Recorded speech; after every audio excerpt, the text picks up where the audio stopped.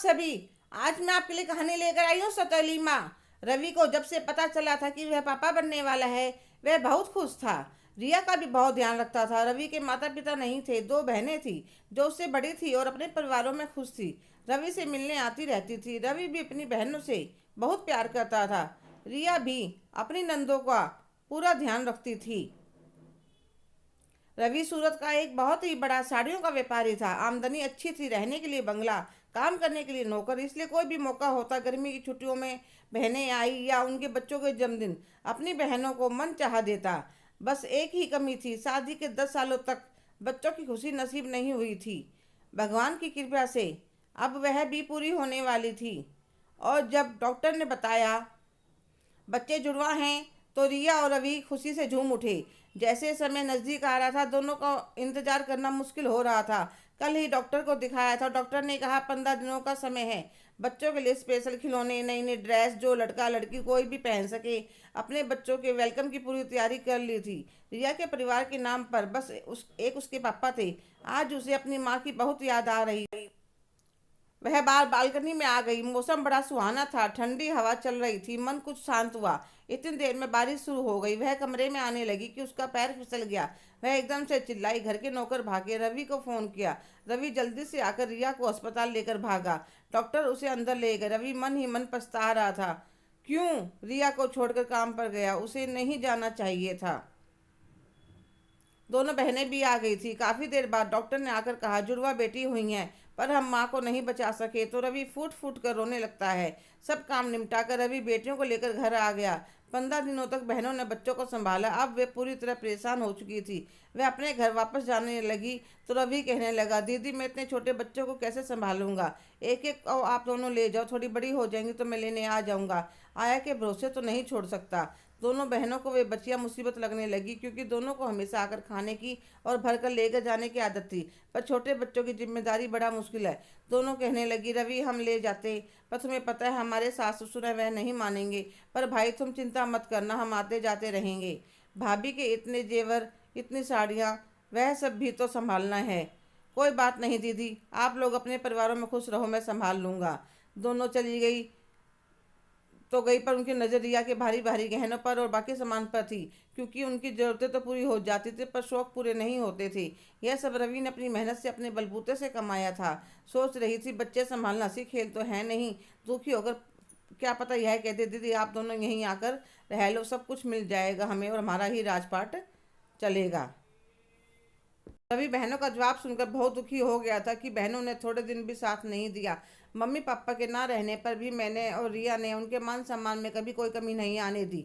उसने बच्चों के लिए आया रख ली। वह बहुत कम समय के लिए काम पर जाता, बाकी के समय अपने बच्चों के पास रहता। एक दिन उसे थोड़ा समय लग गया। वह जैसे ही घर आया, देखा दोनों बच्चियां रोने लग रही थी और आया बालकनी में फ़ोन पर बातें कर रही थी।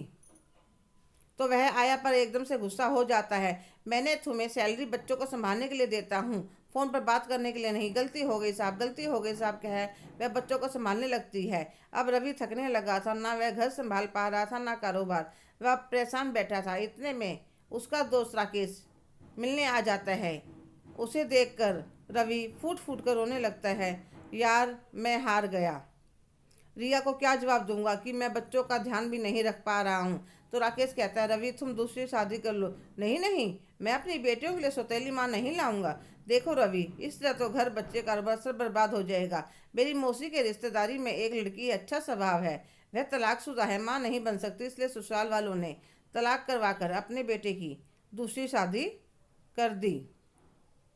पढ़ी लिखी है, सुंदर है, तुम एक बार मिल लो, ठीक लगे तभी हाँ करना। कोई जबरदस्ती नहीं है। एक बार अपनी बेटियों के लिए परसों इतवार है, मेरे घर पर ही बुला लूंगा। ठीक है। बेमन से रवि हाँ कर देता है और इतवार को मिलने चला जाता है। तो राकेश रवि को कविता से मिलवाता है।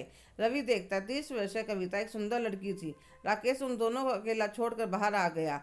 आप दोनों बात कर लो, जो फैसला हो बता देना। रवि कविता से कहता है, देखिए कविता जी, मैं यह शादी सिर्फ अपने बच्चों के लिए कर रहा हूँ, इससे ज़्यादा मुझसे कोई उम्मीद मत रखना। कविता भी उसकी बात सुनकर भड़क गई। मुझे भी शादी करने का कोई शौक नहीं है। पति नाम के प्राणी के साथ 5 साल रहकर देख चुकी हूँ। तानाशाही, मारपीट और क्या आता है। वह तो बच्चों के लिए आपसे मिलने के लिए तैयार हो गई। आप बच्चों को साथ नहीं लाए अपने साथ? लाया हूँ, बाहर हैं आया के पास, और वह अंदर बुला लेता है। बिन माँ की बच्चियों को देखकर कविता का दिल तड़प उठता है। जल्दी से दोनों को गोदी में उठा लेती है और मन ही मन में सोच रही थी, भगवान यह तेरी कैसी माँ है, मैं बच्चों के लिए तड़पती रही और ये बच्चियां माँ के लिए, और वह शादी के लिए हाँ कर देते। बिल्कुल सिंपल सी शादी होती है और कविता रवि के घर आ जाती है, खुशी और परी की माँ बनकर। वह आते ही बच्चों को अच्छी तरह से संभाल लेती है। रवि अपनी बहनों से बहुत नाराज था, इसलिए उन्हें शादी के बारे में नहीं बताता। पर जैसे ही उन्हें पता चलता है, दोनों भागी आती हैं। वहां कविता को देखकर उनका मुंह बन जाता है। रवि, तुम्हें क्या जरूरत थी बच्चियों के लिए सौतेली माँ लाने की? और क्या करता, कैसे संभालता? आप दोनों ने तो मना कर दिया। दोनों चुप हो गई। पर कविता का घर में होना उन दोनों को बर्दाश्त नहीं हो रहा था। भाई की संपत्ति पर हाथ साफ करने की योजना पूरी नहीं हो पाई। कुछ घंटे रुककर चली जाते हैं। कविता ने घर और बच्चों को सबको संभाल लिया था। रवि की भी सब जरूरत का ध्यान रखती थी। रवि अपने कमरे में और कविता बच्चों के साथ सोती थी। 6 महीने हो गए थे कविता को घर में आए। रिया की बरसी और बच्चों का जन्मदिन एक दिन था। रवि ने मना कर दिया। कविता ने कुछ नहीं कहा। बच्चों के लिए सुंदर सुंदर ड्रेस लाई थी, शाम को पहना दी। धीरे धीरे खुशी और परी बड़ी होने लगी तो स्कूल में दाखिला करवा दिया। अब कविता और रवि के मन में एक दूसरे के लिए प्यार के अंकुर फूटने लगे थे। पर पहल कौन करे? अब वह सब एक साथ घूमने जाते, शॉपिंग करते। बच्चों का 5वां जन्मदिन था। स्कूल में अपने फ्रेंड के बर्थडे पर गई थी। इस बार दोनों ने जिद करी। रवि ने मना कर दिया। पर क्यों पापा? कविता ने अकेले में रवि को बहुत समझाया। अभी वे बच्ची, हम शाम को जन्मदिन मना सकते हैं। रिया भी अपने बच्चों को खुश देखकर खुश होगी। रवि बड़ी मुश्किल से हाँ करता है। खुशी और परी की फ्रेंड्स कुछ खास जानकर रवि ने दोनों बहनों को जन्मदिन के लिए आमंत्रित कर दिया। एक होटल बुक करा। पार्टी में दोनों बहनें परियों जैसी लग रही थी। रवि कविता के लिए भी एक सुंदर सी साड़ी और एक जड़ाऊ सेट लेकर आता है, क्योंकि जब से वह आई थी कोई सेलिब्रेशन नहीं हुआ था। ठीक समय पर सब आ जाते हैं। केक कटिंग होती है।